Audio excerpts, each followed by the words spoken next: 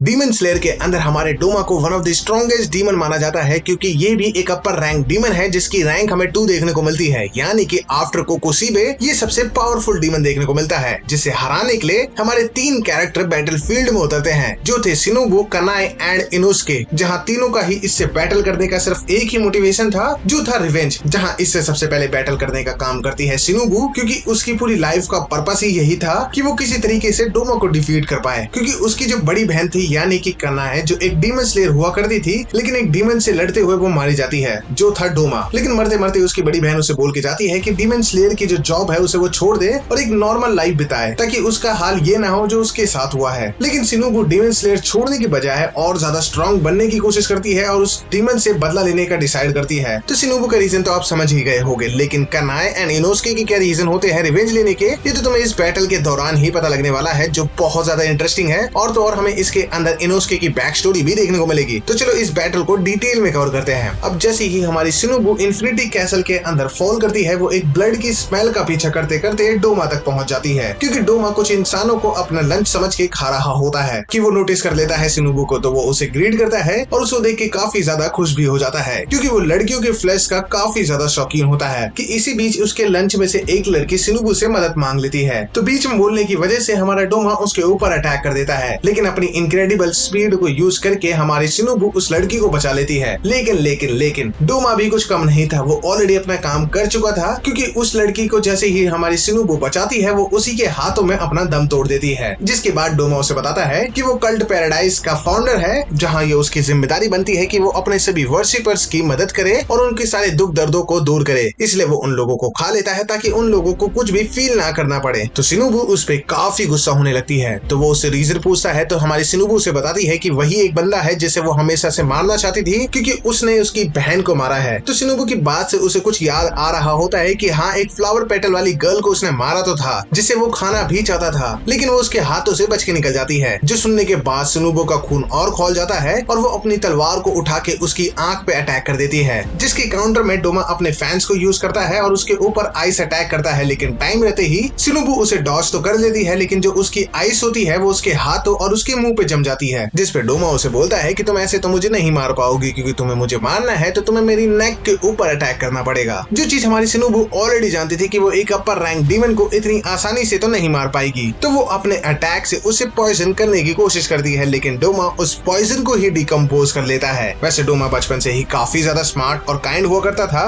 मतलब अपने पास आने वाले वो हर किसी की मदद करता था और उन्हें खुश करने की भी कोशिश करता था, क्योंकि उसका काम ही यही था। उसकी जो रेनबो वाली आईज थी, उसी की वजह से उसके पेरेंट्स को ऐसा लगता था कि वो गॉड की वॉइस को सुन सकता है। तो वो एक इटर्नल पैराडाइज कल्ट को ओपन करते हैं, जहाँ बैठा के हमारे डोमा को एज अ गॉड ट्रीट किया जाता था और लोग उसके पास आके अपनी सारी प्रॉब्लम्स शेयर करते थे और उससे ऐसा एडवाइस भी मांगते थे, जो सुनने के बाद कभी कभी हमारे डोमा को रोना सा आ जाता था, क्योंकि ही नोज, या उसका ऐसा मानना था कि इस दुनिया के अंदर गॉड्स, पैराडाइज और बुद्धा जैसी चीज कोई भी एग्जिस्ट नहीं करती है, तो ये उसकी जिम्मेदारी है कि वो उन सभी को उनके दुखों से आजाद करे। तो वो उनको मार के खाने लगता है। जहाँ शिनोबु की बैटल हमारे डोमा के साथ चल ही रही होती है, जिसके अंदर उसने 5वीं बार अपने पॉइजन से डोमा के ऊपर अटैक किया होता है, लेकिन उसकी बॉडी उसे भी डिकम्पोज कर देती है और साथ ही जो उसका असर हो रहा होता है वो टाइम के साथ और भी कम होने लगता है। तो डोमा उससे पूछता है कि आखिर तुम कितनी देर तक ऐसे पॉइजन बना सकती हो, जो सुन के शिनोबु शॉक हो जाती है कि कैसे डोमा की जो बॉडी है उसके पॉइजन के अगेंस्ट में रजिस्टर्ड होती जा रही है। और तो और शिनोबु के जो लंग्स है वो भी निक्रोसिस में जाने लगते हैं, क्योंकि उसके ऊपर हमारे डोमा के जो ब्लड डीमन आर्ट की टेक्निक है उससे डायरेक्ट अटैक लगता है। अब नेक्रोसिस का मतलब होता है कि किसी भी बॉडी के एक पर्टिकुलर जगह के जो सेल्स होते हैं वो काम करना बंद कर देते हैं, तो वो जो एरिया है उसे डेड माना जाता है। लेकिन शिनोबु अभी भी रुकने का नाम नहीं लेती है और वो अपने डांस ऑफ ड्रैगन फ्लाई से अटैक करती है, जिसको डोमा ब्लॉक कर देता है और कंपाउंड आइस हेक्सागन को यूज करके उसके ऊपर सीवियर डैमेज पहुंचा देता है। और साथ ही में वो उसे अप्रेज करते हुए बोलता है कि जितनों से भी उसने फाइट करी है उन सभी में ये हमारी सबसे ज्यादा फास्टेस्ट रही है, और शायद वो अगर अपनी स्पीड को यूज करके डोमा के ऊपर अटैक करती तो शायद चांसेस कुछ और हो सकते थे। लेकिन हाँ, इस पॉइंट पे तो तुम भी समझ चुके होगे कि जो शिनोबु का पर्पस था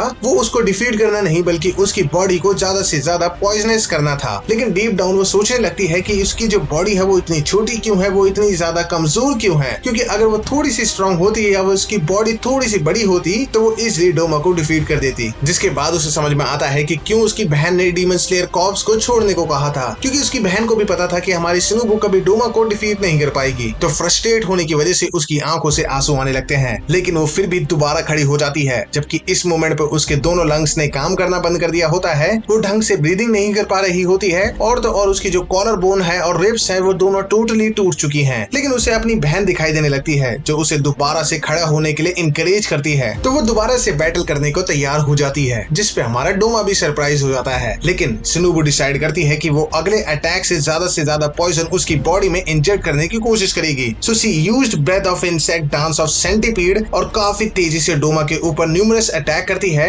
जिसे डोमा भी रीड नहीं कर पाता है। तो वो डिफेंस में उसकी बॉडी के ऊपर अटैक करता है, लेकिन टाइम रहते सिनुबु नीचे झुक जाती है और उसी पोजीशन से अपनी स्वॉर्ड को डोमा की नेक में पियर्स कर देती है। और इसकी फोर्स इतनी ज्यादा होती है कि डोमा सीधे रूफ से जा टकराता है। जिसके बाद हमें सिनुबु का थोड़ा सा पास देखने को मिलता है कि कैसे उसकी फैमिली में 4 लोग रहा करते थे, जिनमें से 2 यानी कि उसके मदर फादर को एक डीमन आके मार देता है, जो उसकी बहन और उसे भी मार देता, लेकिन सही टाइम पे वहाँ ग्योमे आके उन्हें बचा लेता है। जिसके बाद वो दोनों डिसाइड करते हैं कि वो डीमन स्लेयर को ज्वाइन करेंगे। जिसपे सिनुबु ये सोचती है कि वो डोमा को मार पाएगी या नहीं मार पाएगी ये तो अलग बात है, लेकिन उसे मारना ही पड़ेगा, क्योंकि वो बहुत टाइम से फ्रस्ट्रेटेड और एंगर में थी, क्योंकि उसकी पूरी फैमिली, उसकी बहन और उसके काफी सारे सीनियर्स सबको डीमन ने खत्म कर दिया था एक्सेप्ट कनाओ। और इसी बीच हमारा डोमा भी अपनी कॉन्शियसनेस को दोबारा गेन कर लेता है। तो काइंड ऑफ उसकी बॉडी ने दोबारा से पॉइजन को डिकम्पोज कर लिया है। तो अब वो और ज्यादा फ्रस्ट्रेटेड हो चुकी है, क्योंकि उसका कोई भी पॉइजन काम ही नहीं कर रहा होता है। तो वो जमीन पे गिरने ही वाली होती है कि डोमा अपने आइस वाइफ से उसे बचा लेता है और दोबारा से रूफ पर ले आता है और उसे जोर से हग करता है और रोते हुए बोलता है कि तुमने बहुत मेहनत करी है, so you are truly worthing of eating by my self. तो चलो इटर्निटी के लिए दोनों एक हो जाएं। कि इतने में ही वहाँ पे कनाओ आ जाती है और उसी बीच हमारे सिनुबु के हाथ से स्वॉर्ड भी जमीन पे गिर जाती है। तो कनाओ सिनुबु को देखती है और डोमा के ऊपर अपने फ्लावर ब्रीदिंग की 4th फॉर्म को यूज करती है, लेकिन डोमा उसे डॉज करके फ्लोर पे वापस आ जाता है और कनाओ की आंखों के सामने ही वो सिनुबु की पूरी बॉडी को एब्जॉर्ब कर लेता है। सो हाँ, हमारी इंसेक्ट हाशिरा फाइनली मर चुकी है। और क्योंकि ये सारी चीजें कनाओ के आंखों के सामने ही हुई है, जिसके लिए सिनुबु ही सब कुछ थी, तो वो डोमा को जिंदा तो नहीं छोड़ सकती है। जिसके बाद सेकंड रिवेंज बैटल कनाओ वर्सेस डोमा बिगिंस। अब इसी बीच हमारे डोमा ने ये चीज सेंस कर ली थी कि अकाजा ऑलरेडी मर चुका है, और साथ में वो ये भी सेंस कर लेता है कि अकाजा मरते हुए कुछ डिफरेंट होके मरा था। मींस हर डीमन जो है वो अपने गला कटने के बाद जिंदा नहीं रह सकता है, लेकिन अकाजा ने ये चीज करके दिखा दी थी, जो ऑब्वियसली नॉर्मल नहीं है, क्योंकि मुजान के अलावा ये चीज और कोई नहीं कर पाया था। तो डोमा को ये चीज काफी फैसिनेटिंग लगती है, लेकिन उसे ये कभी पता नहीं लग पाएगा कि अकाजा ने ये कैसे करके दिखाया था, क्योंकि अब तो वो मर चुका है। वैसे हाँ, हम इस पूरी बैटल को डिटेल में ऑलरेडी कवर कर चुके हैं, तो तुम्हें उसका लिंक आई बटन और डिस्क्रिप्शन बॉक्स में देखने को मिल जाएगा, तो उसे जरूर चेकआउट करना। इसके बाद खैर हमारे कनाओ के सामने हमारा डोमा प्रिटेंड करके दिखाता है कि उसे अकाजा के जाने का काफी दुख है। तो हमारी कनाओ भी लाइक की इनफ, क्योंकि तेरा जो ब्लड सर्कुलेशन है वो बिल्कुल भी ऐसा शो नहीं कर रहा है, ना ही तेरे फेशियल एक्सप्रेशन चेंज हो रहे हैं। तो ऑब्वियसली तू झूठ बोलने की कोशिश कर रहा है, क्योंकि तू कुछ भी फील नहीं करता है। लेकिन हाँ, तू स्मार्ट है और ये चीज तुझे पता है कि लोगों को ये चीज जल्दी से रियलाइज हो जाएगी, तो तू प्रिटेंड करता है कि तू खुश है और तू सैड है। और लिटरली में ये जो उसकी बेइज्जती से हमारी कनाओ ने करी है, उसके बाद जो हमारा डोमा सीरियस होता है वो देख के बहुत मजा आता है, क्योंकि पूरी अभी तक जो बैटल हुई है उसके अंदर वो सिनुबु से लड़ते हुए उसकी जो स्माइल है वो 1 सेकंड के लिए भी नीचे नहीं होती है। लेकिन कनाओ से बैटल करते हुए जो अभी शुरू भी नहीं हुई है, उसने उसे सीरियस होने पे मजबूर कर दिया है। तो वो उसे बोलता है कि तुम भला इतना क्रूल कैसे हो सकती हो जो मुझे इतना बुली कर रही हो। जिसपे कनाओ से बोलती है कि सॉरी, मैंने तुझे स्मार्ट बोला, क्योंकि तेरी लाइफ का तो कोई मीनिंग ही नहीं है, तो तेरे लिए ज्यादा अच्छा होगा कि हम इस बैटल को जल्दी खत्म कर सके, ताकि मैं तुझे हेल भेज सकूं। और डोमा ये सब सुन के बिल्कुल भी शांत खड़ा नहीं होता है, क्योंकि वो अटैक कर देता है कनाओ पे, लेकिन हमारी कनाओ उसे इंस्टेंटली डॉज कर देती है और उसके लोअर एब्डोमेन पे स्ट्राइक करती है। तो डोमा दोबारा अपने फैन से आइस फ्लावर अटैक करता है और इसे भी कनाओ बड़े आसानी से डॉज कर लेती है और उससे अच्छा खासा डिस्टेंस भी बना लेती है, क्योंकि मरते हुए सिनुबु ने उसे एक सिग्नल दिया था, जिससे उसे ये पता लग जाता है कि उसके आसपास की जो एयर है उसे बिल्कुल भी अंदर नहीं लेनी है, जो उसको ऑब्वियसली बहुत ही ज्यादा इंटरनल डैमेज दे सकती है। वैसे इतने से सिग्नल से वो इतना कुछ समझ चुकी है, ये तो लिटरली में काबिल तारीफ है। जिसपे हमारा डोमा समझ जाता है कि ये बंदी पहली वाली सिनुबु से तो बहुत ज्यादा स्ट्रॉन्ग है। जिसपे कनाओ को भी ये चीज रियलाइज हो जाती है कि आज तक उसने जितने भी डीमन से फाइट करी है वो इसके सामने तो एज ए बच्चे ही देखने को मिले हैं उसे। अब सिर्फ कनाओ ही नहीं, उसकी पूरी बॉडी इस गुस्से को फील कर रही होती है, तो वो तुरंत यूज करती है फ्लावर ब्रीदिंग की फॉर्म को,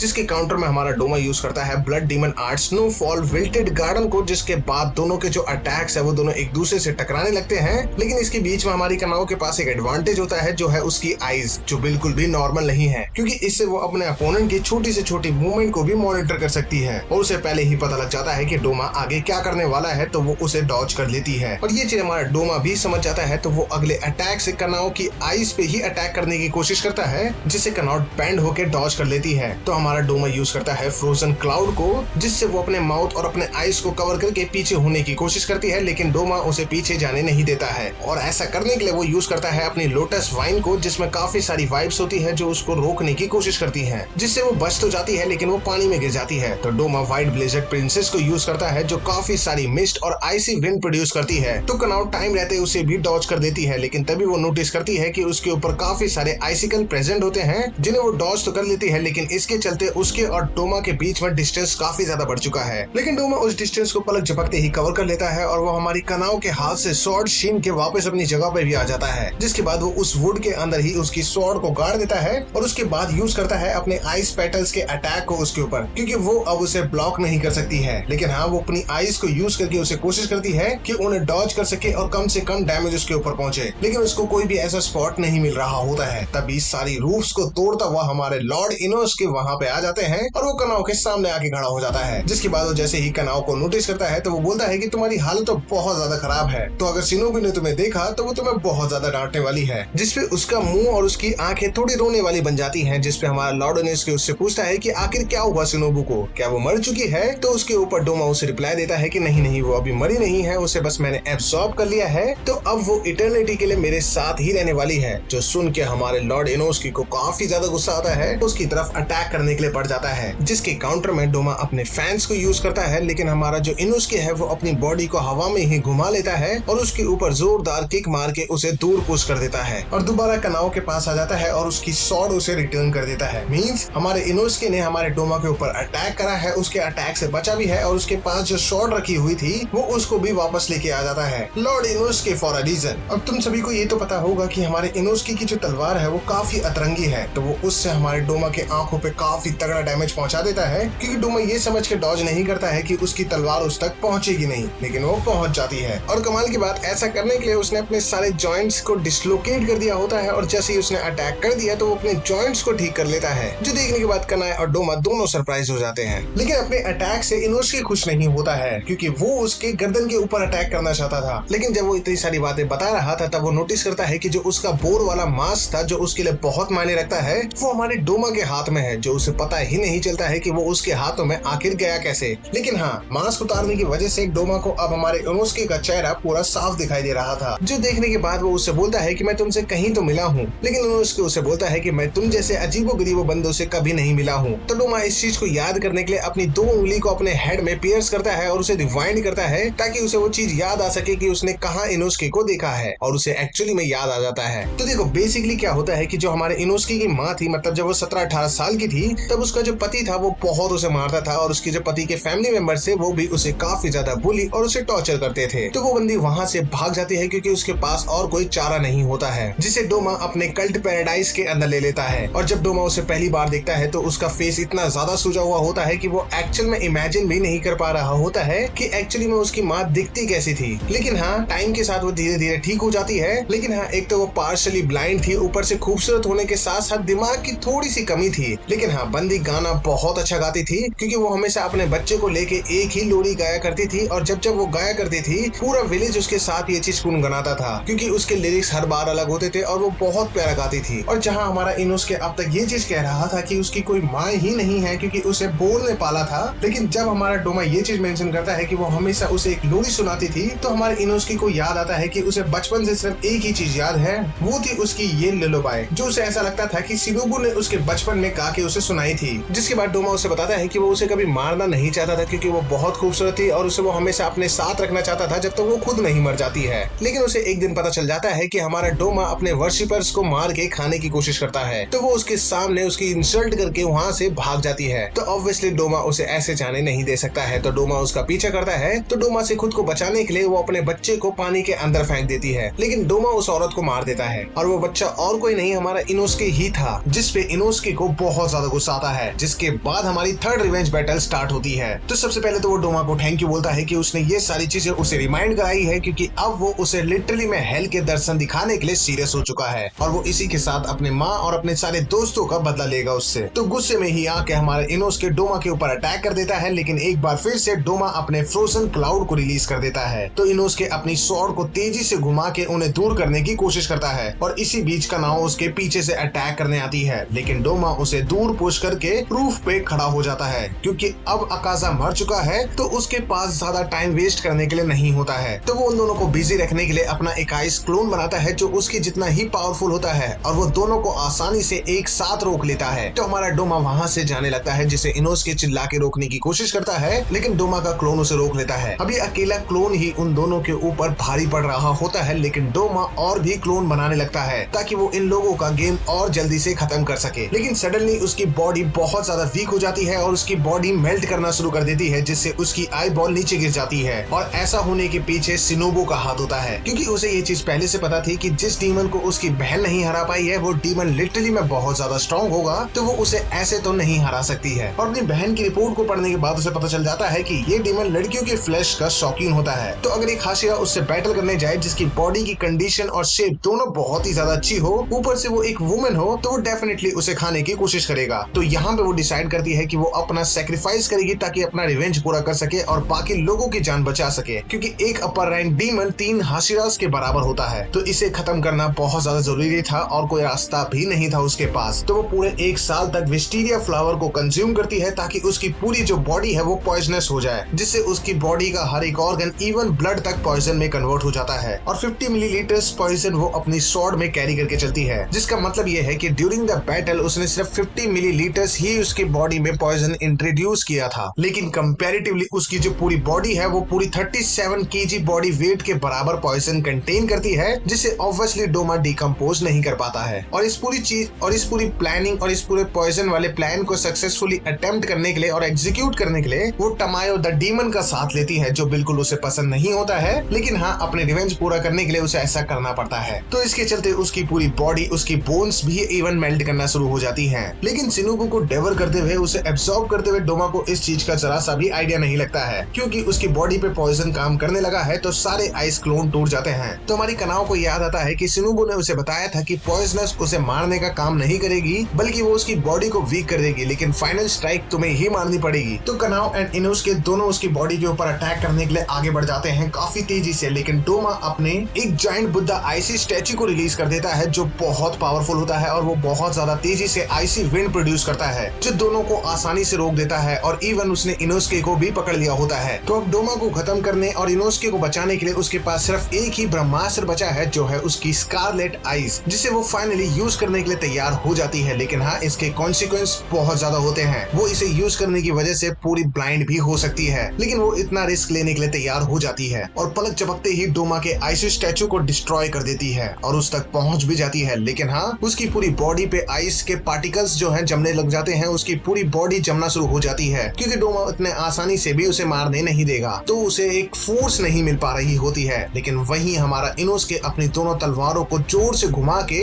उसकी गर्दन की तरफ फेंकता है, तो उसे वो फोर्स मिल जाती है जो उसे चाहिए थी और फाइनली वो कट कर देती है हमारे डोमा का हेड, जिसके बाद उसका हेड नीचे गिरने लग जाता है और वो सोचता है कि मैं ऐसे वीकलिंग से कैसे हार गया, क्योंकि बाकी डीमंस जो होते हैं वो मरते मरते थोड़ा सा अच्छा बनने की कोशिश करते हैं ताकि वो अपने ओरिजिनल सेल्फ में वापस लौट पाए, लेकिन डोमा शुरुआत से ही कमीना था। तो इसका कोई ऐसा इंसानी या फिर ह्यूमन वर्जन था ही नहीं कभी, क्योंकि इसका जो बाप था वो पैराडाइज कल्ट में रहने वाली औरतों के ऊपर गलत नजर डालता था। तो उसकी माँ उसे मार देती है और उसे मारने के बाद खुद भी सुसाइड कर देती है। लेकिन इन दोनों चीजों को देखने के बाद भी हमारे डोमा को जरा सा भी फील नहीं होता है, जबकि डोमा बहुत छोटा था और वो अपने इंसानी वर्जन में काफी सारे लोगों को मारना शुरू कर देता था। लेकिन जैसे ही 20 साल का वो टर्न होता है तो वो एक डीमन बन जाता है, जिसके बाद आफ्टर लाइफ हमारी सिनुबू उसे बताती है कि उसने कैसे टमायो की मदद लेके उसे डिफीट किया था, जिसपे वो फ्रस्ट्रेट फील करती है। लेकिन हाँ, वो खुश है कि उसने अपना बदला पूरा किया। लेकिन हाँ, मुजान अभी भी जिंदा है, जिस बात की उसे इतनी ज्यादा टेंशन नहीं हो रही होती है, क्योंकि सी नोज समवन जो उसे डेफिनेटली खत्म करके मानेगा। और इसी के साथ जो हमारा डोमा है वो फाइनली खत्म हो जाता है। तो ये बैटल भी पूरी कंप्लीट होती है। अब पोस्ट फाइट के अंदर हमारे इनोसके एंड कनाओ दोनों ही रोते हुए देखने को मिलते हैं, जहाँ कनाओ याद कर रही होती है सिनुबू को